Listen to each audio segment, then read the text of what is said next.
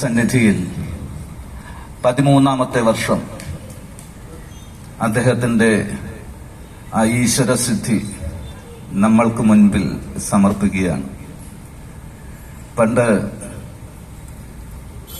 വൈദ്യന്മാരും ഡോക്ടർമാരൊക്കെ സംഗീതത്തെ പ്രതിരോധമായി, ഇപ്പോ നമ്മൾക്ക് ശാരീരികമായിട്ടുള്ള മാനസികമായിട്ടുള്ള അസ്വസ്ഥതകൾക്ക് പ്രതിരോധ മരുന്നായി വരെ സംഗീതത്തെ പരിഗണിച്ചിരുന്നു എന്നാണ്. അദ്ദേഹത്തിന് നമുക്കറിയാം 9,000-ൽ പരം ഗാനങ്ങൾ മനഃപ്പാഠമാക്കി.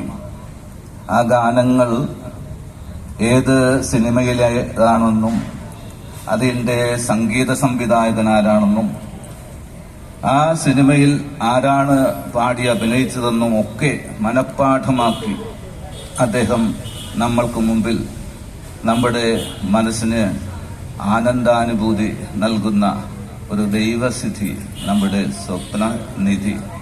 അദ്ദേഹത്തിന് ഹൃദയപൂർവ്വം എല്ലാ ഐശ്വര്യങ്ങളും ഉണ്ടാവട്ടെ എന്ന് പ്രാർത്ഥിക്കുകയാണ്.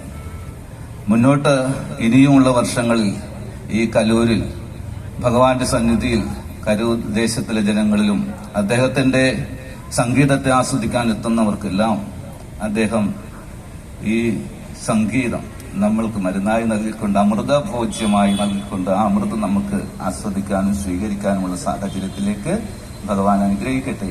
അദ്ദേഹത്തിനും കുടുംബത്തിനും എല്ലാ ഐശ്വര്യങ്ങളും ഉണ്ടാകട്ടെ. ഹൃദയപൂർവ്വം നിങ്ങളുടെ എല്ലാവരുടെയും അനുവാദത്തോടുകൂടി ABMS നൽകുന്ന ജയചന്ദ്രൻ പുരസ്കാരം ഞാൻ അദ്ദേഹത്തിന് സമർപ്പിക്കുന്നു. ഭഗവാൻ നൽകുന്നതായിട്ട് ഞാൻ മനസ്സിൽ കാണുകയാണ്. എല്ലാവരുടെയും ഹൃദയപൂർവ്വമുള്ള സ്നേഹം അദ്ദേഹത്തിന് നൽകിക്കൊണ്ട് നമുക്ക് അദ്ദേഹത്തിന് പുരസ്കാരം സമർപ്പിക്കാം.